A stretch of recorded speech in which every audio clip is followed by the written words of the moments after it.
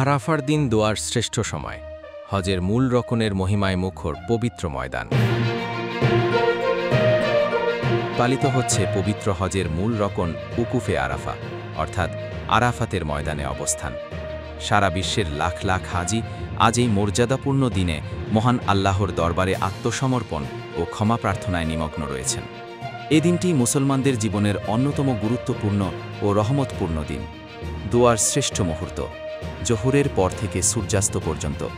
হাদিসে বর্ণিত হয়েছে, আরাফার দিন জোহরের নামাজের পর থেকে সূর্যাস্ত পর্যন্ত সময়টি দোয়ার জন্য সর্বোত্তম।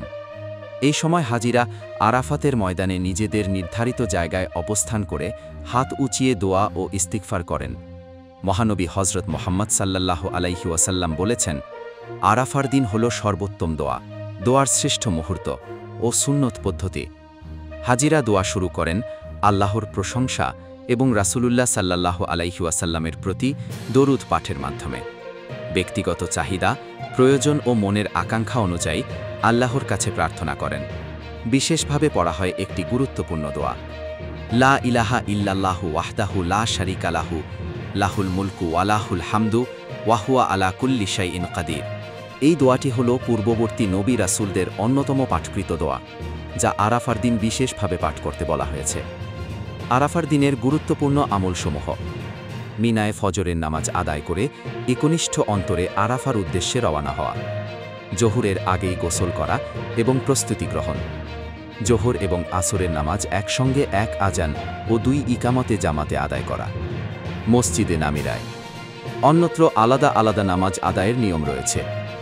2 হাত তুলে দীর্ঘক্ষণ দোয়া ও ইস্তেগফার করা, কোরআন তিলাওয়াত, দরুদ পাঠ এবং আল্লাহর জিকিরে লিপ্ত থাকা, সিজদায় গিয়ে কাঁদো কাঁদো কণ্ঠে ক্ষমা প্রার্থনা করা। এই সময় আল্লাহর রহমত নাজিল হয়। সূর্যাস্তের পর করণীয়: আরাফার ময়দানে অবস্থান সূর্যাস্ত পর্যন্ত ফরজ।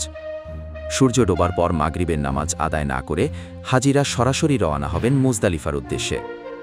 সেখানে গিয়ে মাগরিব এবং এশার নামাজ একত্রে আদায় করে রাত্রি যাপন করবেন। আরাফার দিন হল আত্মশুদ্ধির দিন, যখন আল্লাহ তাআলা তার বান্দাদের গুনাহ মাফ করে দেন। আরশ থেকে তাদের নিয়ে ফেরেশতাদের সামনে গর্ব করেন। এই দিনের দোয়া, কান্না, তাওবা ও ইবাদতই একজন মুসলমানকে জীবনের মোড় ঘুরিয়ে দিতে পারে। হজরত মোহাম্মদ সাল্লাল্লাহু আলাইহি ওয়াসাল্লাম বলেছেন, আজকের এই মহিমান্বিত দিনে আমরা সবাই হাজিদের জন্য দোয়া করি, যেন তারা কবুল হজ লাভ করেন এবং নিষ্পাপ ফিরে আসেন শুদ্ধ ভূমিষ্ঠ শিশুর মতো।